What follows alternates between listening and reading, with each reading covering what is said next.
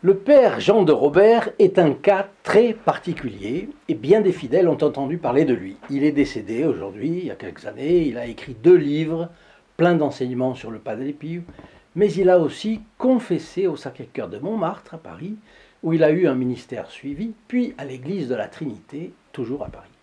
Un de mes amis qui fréquentait cette église s'est confessé plusieurs fois à lui et en a toujours été très content. Nous allons entendre les conseils judicieux que le Padre Pio lui a donné pour que sa vie spirituelle soit plus conforme à ce qu'elle devait être. Et ces conseils sont si bons, si adaptés à la mentalité française et à la fois si simples et si compréhensibles que j'ai pensé que chacun pourrait en tirer profit pour se rapprocher de Jésus et de sa bienheureuse mère, la Vierge Marie.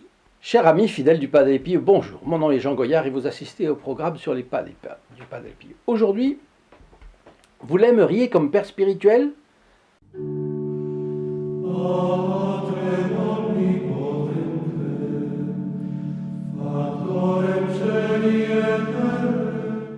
Venez et voyez.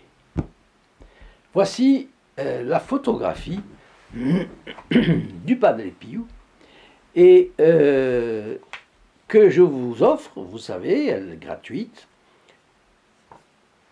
avec une prière dont je vais vous parler d'ici peu, et le calendrier 2023, sous la protection, sur le parrainage de notre Seigneur, le Sacré-Cœur, et aussi du Padre Pio. Donc, vous pouvez acquérir ces documents gratuitement. Ils sont gratuits, le port est gratuit, pour les commander, depuis la France métropolitaine, c'est gratuit. Et puis, depuis les dom-toms, c'est le prix d'un appel local. Les deux, il faut téléphoner au 08 05 36 08 47. Et puis, si on est au Canada, il faut composer le 1 844 398 88 67.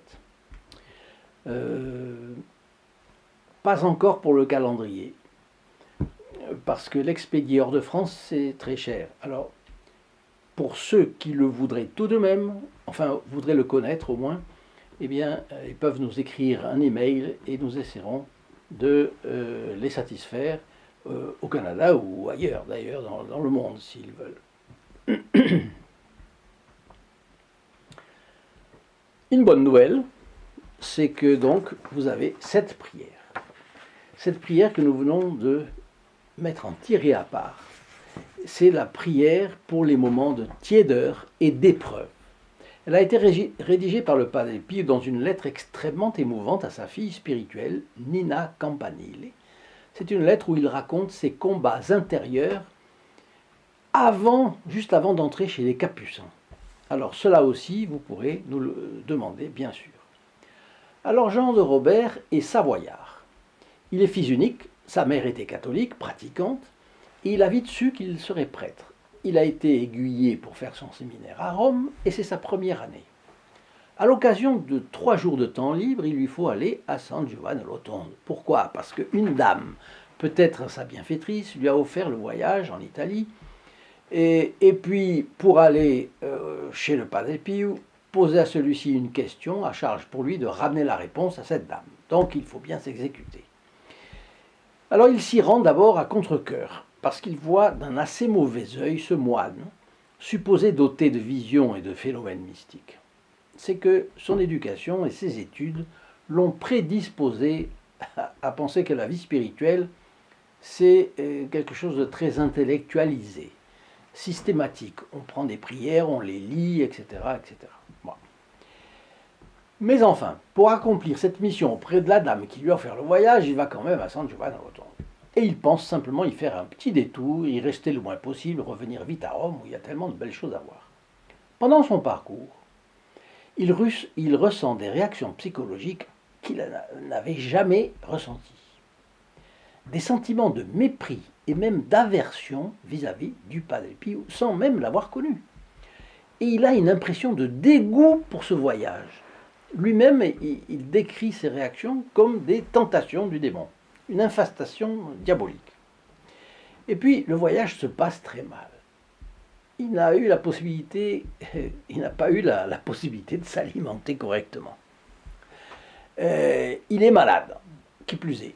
Il n'arrive pas à se reposer, à dormir. C'est un voyage tourmenté, désagréable au possible, bref, un voyage affreux.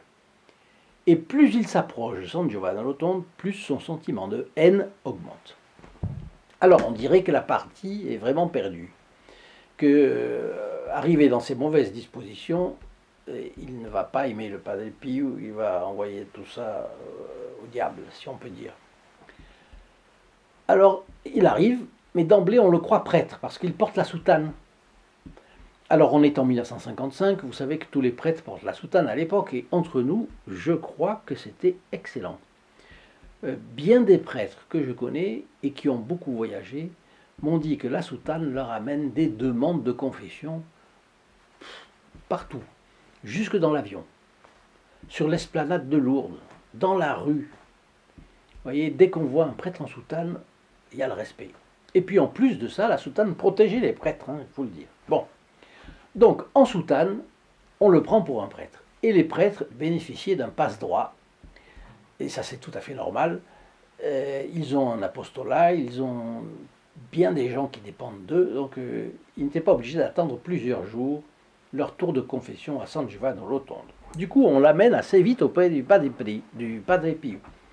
Et l'action de présence de celui-ci l'exorcise déjà pas mal. Oui, c'est vrai. Quand il y a un saint, autour de lui, il y a des anges, il y a une présence, il rayonne la sainteté, et ça exorcise déjà le démon. Le démon qui ne voulait pas de ce contact, mais la Sainte Vierge, vous voyez, est en train de le vaincre.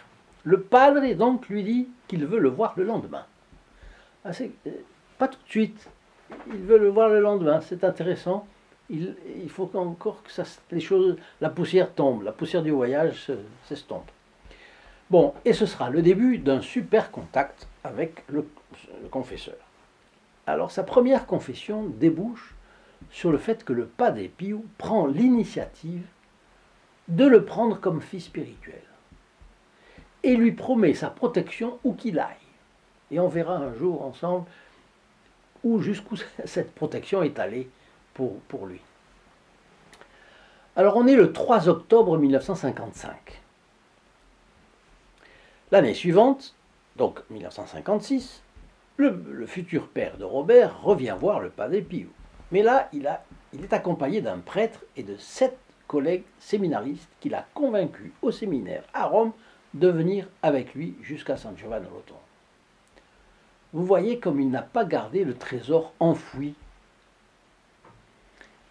Il a compris que le Padre Pio était un trésor, il en a parlé, il a décidé quelques-uns de ses collègues à l'accompagner. Et c'était peut-être pas facile, il y a des cas qui sont faciles, d'autres cas il fallait les conquérir de haute lutte. Bon, il avait l'âme apostolique. Et aujourd'hui il est au ciel, ou du moins je l'espère bien. Et ne croyez-vous pas qu'il se félicite d'avoir été aussi apostolique? Alors je pose une autre question. Qu'est-ce que nous avons? Est-ce que nous avons le même zèle apostolique que lui, que ce futur prêtre, que ce séminariste Jean de Robert? Évidemment, je prêche pour ma paroisse et je vous y encourage à être aussi apostolique parce que, voyez, nous sommes 83 000 abonnés. Il nous en manque 17 000 pour arriver à 100 000. C'est un joli chiffre, rond.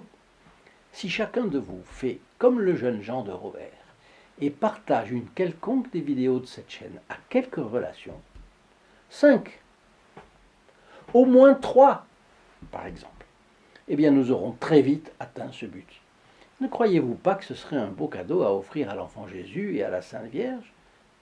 Et pour Noël en plus. Noël, c'est dans 1 mois et demi. Tout juste, tout juste. Rappelez-vous, celui qui sauve l'âme de son frère sauve sa propre âme et couvre une multitude de péchés.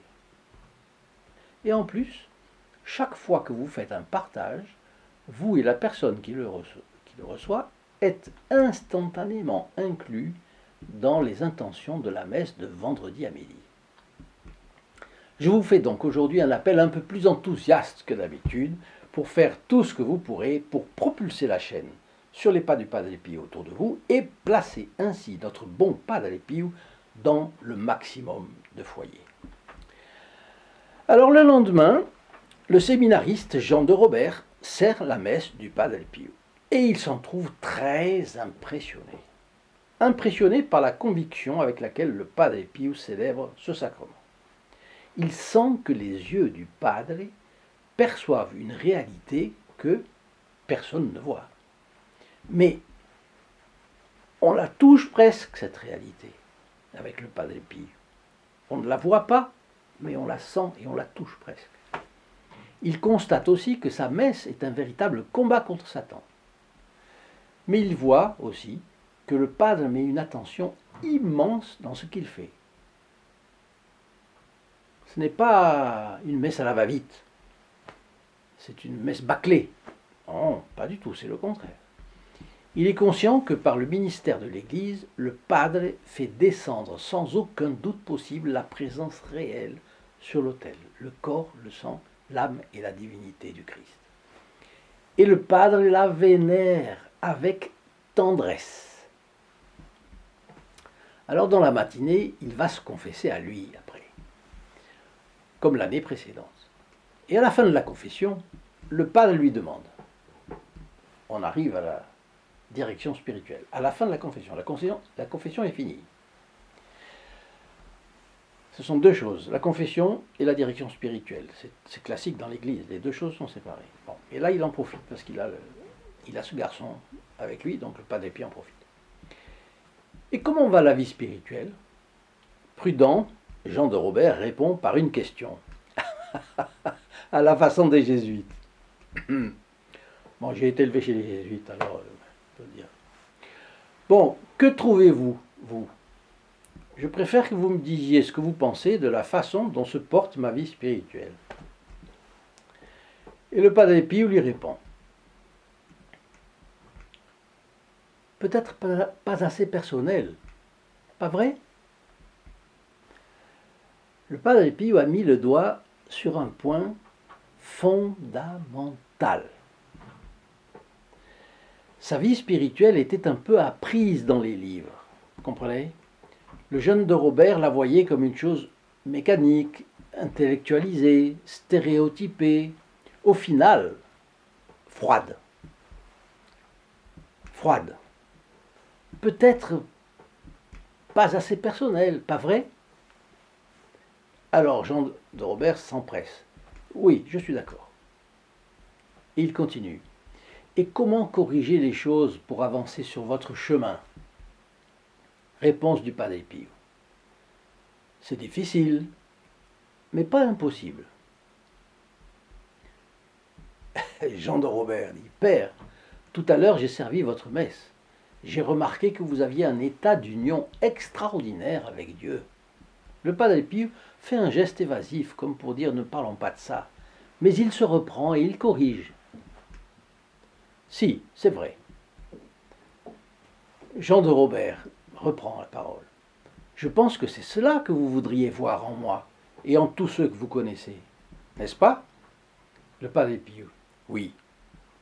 Jean de Robert. Alors que faire? Le Padre Pio. C'est difficile, mais pas impossible. Curieux, hein? Jean de Robert. Mais père, il faudra bien y arriver. Quel conseil me donnerez-vous pour avancer? Et le Padre Pio, pour la troisième fois. C'est difficile, mais pas impossible. 3 fois, le Padre Pio a émis cette phrase énigmatique. Ah, pourquoi? Pour piquer la curiosité du jeune Jean de Robert, qui était cartésien.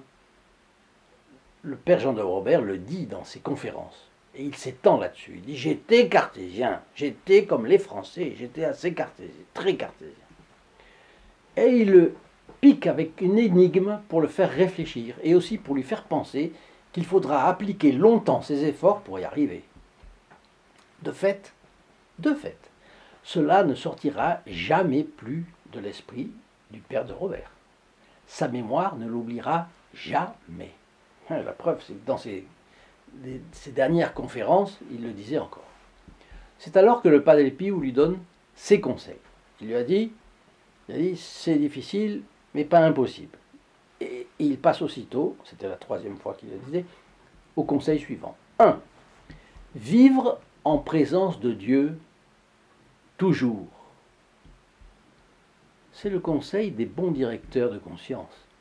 Se mettre en présence de Dieu et le considérer comme Dieu vivant et présent.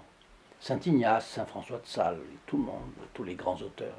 Bon, donc, cela. 2. Faire de votre prière une conversation avec Dieu.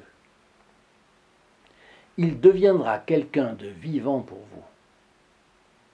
Et la prière peut en effet être vue comme une obligation à accomplir et elle sera mécanique et froide. Alors que la prière doit être une conversation, une communication d'âme à âme, et c'est ce que le Padre Pio essaye de faire comprendre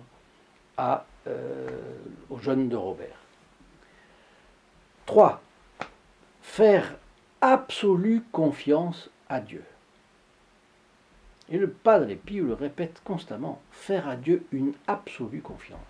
Dieu n'est pas un Dieu grec, habitant l'Olympe, au-dessus des nuages, indifférent au sort des hommes, pourvu des formes athlétiques des dieux de pierre qu'on voit en Grèce ou à Rome.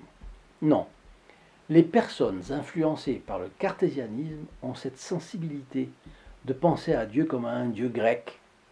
Eh bien non, notre Dieu est un Dieu vivant, présent et aimant, qui veut nous façonner et nous rendre prêts à entrer au ciel, mais aussi prêts à nous aider de toutes les manières possibles et inimaginables.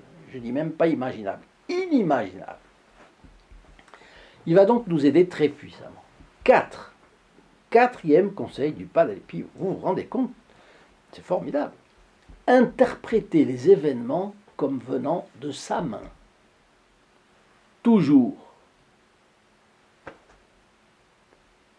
Ce sera difficile. Quand nous allons connaître des difficultés, qu'en sera-t-il? Pouvons-nous croire que Dieu nous envoie des difficultés, des deuils, des pertes de situation, des conflits professionnels, des ennuis d'argent, des ennuis de santé? Eh bien, interpréter les événements comme venant de sa main, toujours. Pourquoi les interpréter? Parce que c'est au moins lui qui le permet. Donc, Dieu nous permet et nous donne les moyens, dans toutes les difficultés, de les vaincre. De les vaincre ou alors de les subir avec une douceur et une union avec lui. Cinquième principe. Malgré tout ce qui peut vous arriver de mal, malgré tous vos ennuis, faire confiance à Dieu parce que c'est lui qui tient les ficelles, toujours. Vous voyez que c'est une autre manière de revenir sur une idée très proche et d'une manière différente. Il a labouré le terrain pour faire pousser la plante de la confiance, en fait. Donc faire absolue confiance à Dieu, interpréter les événements comme venant de sa main, toujours, et malgré tout ce qui peut vous arriver de mal, malgré tous vos ennuis, faire confiance à Dieu, parce que c'est lui qui tient les ficelles, toujours. Et le Padre Pio termine ses conseils par ces 3 mots. Et ça suffit. Bon, ça semble suffire pour le Padre Pio. Et nous allons voir tout de suite que pour Jean de Robert, ça ne suffit pas. Parce qu'il lui faut tout comprendre avant de se sentir satisfait. Il veut tout comprendre avant de savoir. Et il veut... Bon, on en parle d'ici une seconde.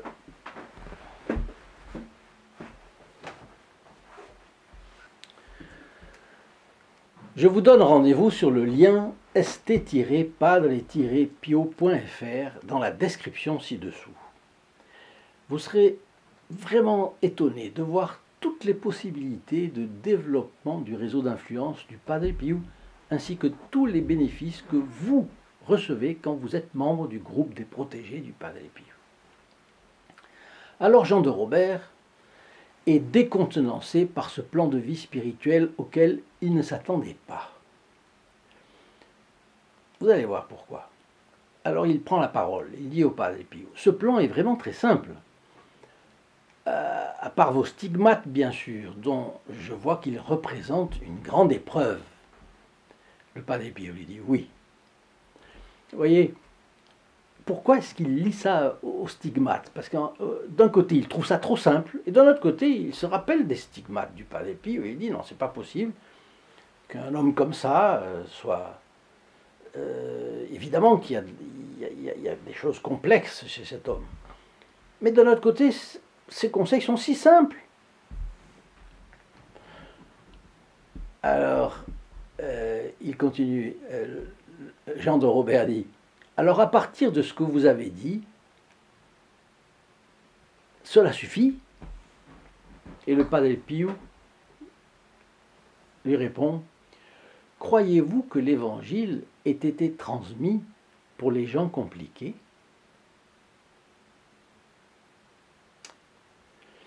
L'entretien du futur père Jean de Robert avec le Padre Pio s'arrête là. Et là, il quitte le Padre Pio, qui doit confesser d'autres personnes.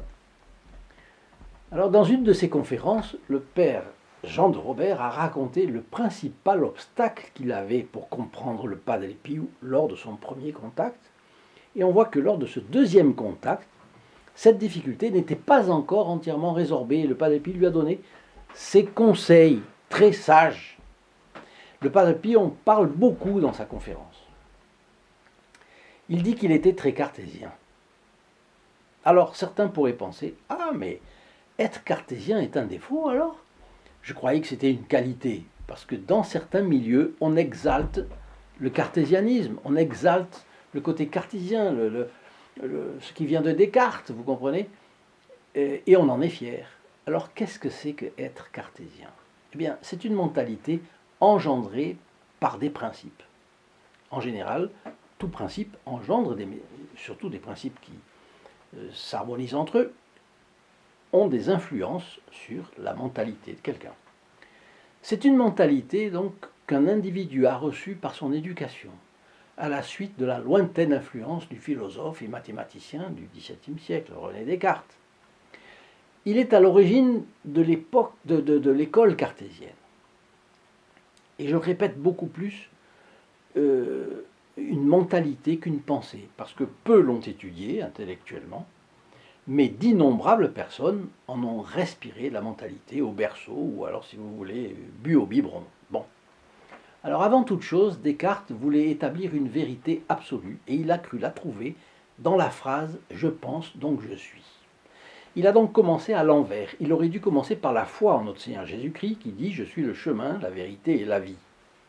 Renversant les termes de sa recherche, Descartes a voulu s'affranchir des vérités premières de la foi, et bien qu'ayant été à l'école des Jésuites, il a mis 30 ans à chercher ce qu'un enfant trouve en peu de temps. Oui, parce qu'il est mort à 54 ans, donc on peut, disons grosso modo, il a mis 30 ans à bâtir sa méthode de déduction. Et bien sûr, la raison doit accompagner la foi. Et notre raison nous a été donnée par Dieu pour conforter la foi, pour accepter rationnellement la vérité et rejeter l'erreur. Mais il y a des mystères dans la foi. Et Descartes avait horreur de ces mystères. Et il voulait tout prouver. Il voulait arriver à une connaissance exacte en dehors de Dieu et de sa grâce. Et là, c'est son impasse.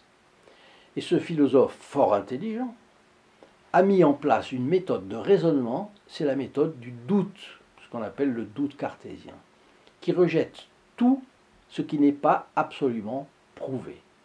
Et alors il prétend ensuite prouver l'existence de Dieu en montant à partir de l'homme. Vous comprenez? Là encore, il s'est épuisé en faisant table rase du passé et de la tradition catholique, par exemple, voulant tout repenser par lui-même. C'est l'orgueil de Descartes. Donc Descartes est une espèce de monstre sacré chez certaines personnes, certains Français en particulier. J'espère ne pas vous avoir choqué. Avant de prendre une position tranchée, envoyez-moi vos commentaires sur cette question, on en discutera. Mais je vous en prie, ne m'en veuillez pas de prendre mes distances avec le cartésianisme. J'ai un avocat de taille pour cela. Pardon. Vous connaissez évidemment les apparitions de Notre-Dame de Pellevoisin en 1876. Lors de la 9e apparition, le 9 septembre 1876, et vous l'avez ça sur Internet, sur le site du sanctuaire de Pellevoisin, donc c'est irréfutable. Voici ce que dit la Vierge à Estelle Faguette. « Oh, tu as bien le caractère du Français. Il veut tout savoir avant d'apprendre, et tout comprendre avant de savoir. » Et vous voyez, c'est un effet du cartésianisme que je viens de décrire tout à l'heure. Et c'est pourquoi, quand le père de Robert, le futur père de Robert, arrive à San Giovanni Rotondo, la première fois, il est choqué par tout ce qu'il voit. Les marques de dévotion populaire des Italiens, éminemment latins, qui échappent totalement à la mentalité cartésienne, etc. Au début, le père de Robert trouve étrange cet homme dont on dit qu'il a des stigmates de la passion du Christ.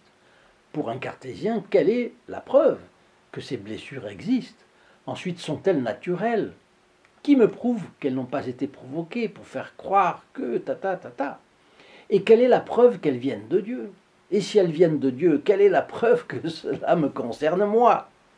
Voyez, le petit peuple ne se pose pas toutes ces questions. Il côtoie ce moine, il voit de la sainteté chez lui, et du moment que ce moine est bon et vrai, il est plus que moi, aux yeux de Dieu. Donc je l'admire. C'est ça que, au fond, le petit peuple de Dieu pense, et il a raison. Les membres du petit peuple de Dieu ont vite cru, ont demandé au Padre Pio de prier pour eux, ils ont vite été exaucés, et cela leur suffit. Ils sont humbles, ils n'ont pas besoin de preuves supplémentaires.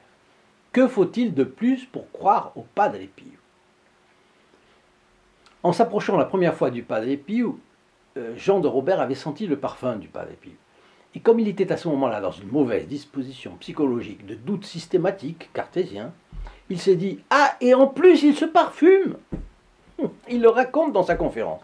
Mais il a compris que les personnes qui avaient d'autres itinéraires culturels que le sien avaient le droit de ne pas être comme lui.